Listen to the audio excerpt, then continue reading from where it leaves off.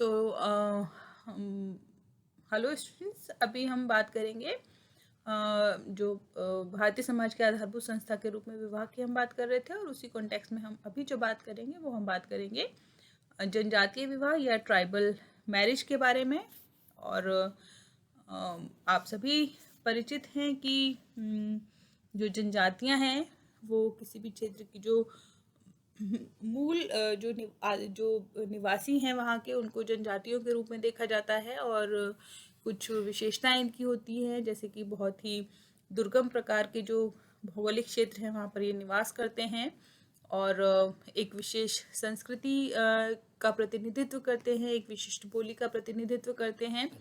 और जो समाज की जो मुख्य धारा है उससे अलग थलग ये लोग हमें दिखाई देते हैं। इसीलिए इनके जो विवाह संबंधी नियम हैं, उन विवाह संबंधी नियमों में भी हमें विविधता देखने के लिए मिलती है। भारतीय समाज और संस्कृति को जनजातियां एक अलग छवि प्रदान करती हैं, और अन्य समाजों की तरह यहाँ पर भी जो विवाह संस्था है वह हमें देखने के लिए मिलती है। और लेकिन यदि स्थानीयता के कारण देखें तो ग्रामीण और नगरीय समाज से इनमें भिन्नता और अनोखापन हमें देखने के लिए मिलता है। इनमें वैवाहिक संस्कार भी कुछ ऐसी विशेषता लिए हुए होते हैं जो कि विवाह भारत के अन्य लोगों की वैवाहिक व्यवस्था से इन्हें पूर्णतः अलग कर देते हैं। और जो जनजातीय विवाह हैं ये अनेक आर्थिक और सामाजिक आवश्यकताओं की भी पूर्ति करते हैं। जैसे सेमा नागाओं में व्यक्ति को पैतृक संपत्ति प्राप्त करने के लिए अपने पिता की विधवा पत्नी अर्थात अपनी माँ को छोड़कर अन्य जो स्त्रियां हैं उनसे विवाह करना पड़ता है, क्योंकि इनके जनजातीय कानून के अनुसार एक व्यक्ति की संपत्ति का उत्तराधिकार उसकी विधवाओं को मिलता है।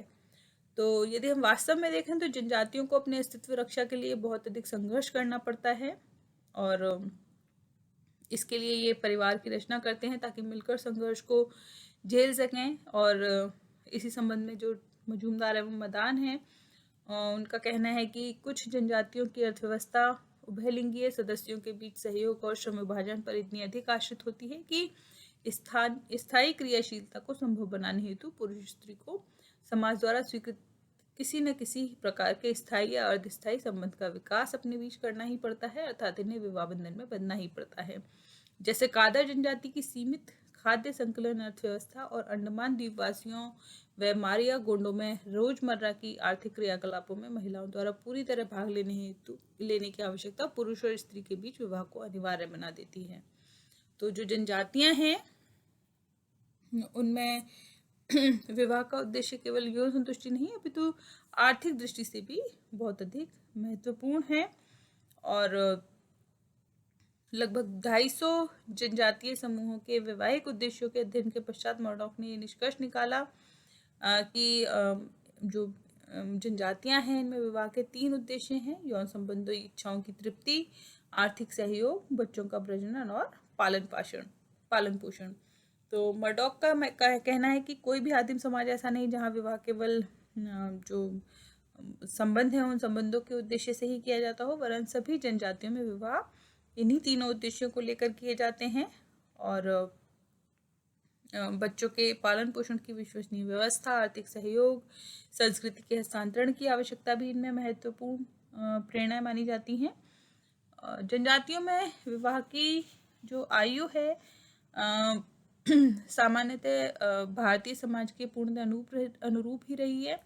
साधारणतः सभी जनजातियों में विवाह बचपन में ही कर दिया जाता है। हम यह कह सकते हैं कि इनमें पूर्णतः बाल विवाह की प्रथा प्रचलित है, जैसे संथाल, मुंडा, उरांव, गौंड, पैगा, कोल आदि जनजातियों में सामान्यतः लड़कों की वैवाहिक आयु 12 से 14 वर्ष और लड़कियों की 9 से 10 वर्ष के बीच होती है।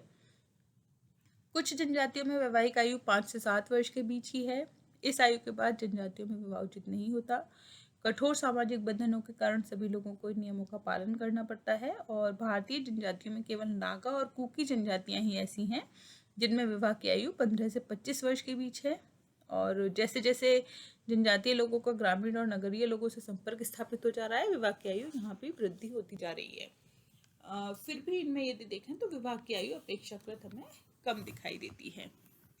इसके साथ ही दहेज, वधु मूल्य और स्त्रियों की स्थिति की यदि बात की जाए तो जो भारतीय समाज में दहेज का जो रूप है वह जनजातीय समाज में नहीं पाया जाता। प्राय जो जनजातियां हैं वे आर्थिक दृष्टि से गरीब होती हैं, इसलिए वैसे भी इनमें दहेज का लेन देन उस तरह से संभव नहीं है। सभ्य समाज के संपर्क के कारण जनजातियों में भी अब यह प्रथा हमें देखने के लिए मिल रही है। और जहाँ तक जनजातीय स्त्रियों की सामाजिक स्थिति का प्रश्न है, उनकी दशाएं भारतीय वधुओं की तरह सेविका और दासी जैसी नहीं है। वे सामाजिक आर्थिक रूप से प्रतिष्ठित हैं, उन्हें व्यक्तित्व का विकास का पूरा अवसर है। और बहुत सी जनजातियों में स्त्रियां कृषि और अन्य आर्थिक कार्यों में महत्वपूर्ण सहयोग देती हैं। और कहीं कहीं इन्हें स्त्रियों को पुरुषों से भी अधिक स्थिति, अच्छी प्रतिष्ठा इनको मिली हुई है, अच्छी परिस्थिति इनको प्राप्त है। और वास्तव में देखा जाए तो जनजातीय जीवन में स्त्रियां सहधर्मिणी होती हैं, क्योंकि कठोर जीवन के संघर्षों के बीच उनका आर्थिक सहयोग भी महत्वपूर्ण होता है।